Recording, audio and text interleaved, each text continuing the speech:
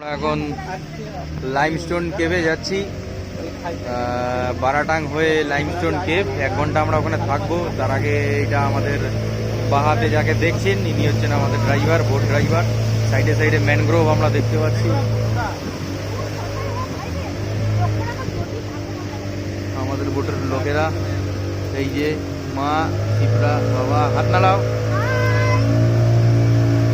পিছনে আমরা ফেলে যাচ্ছি।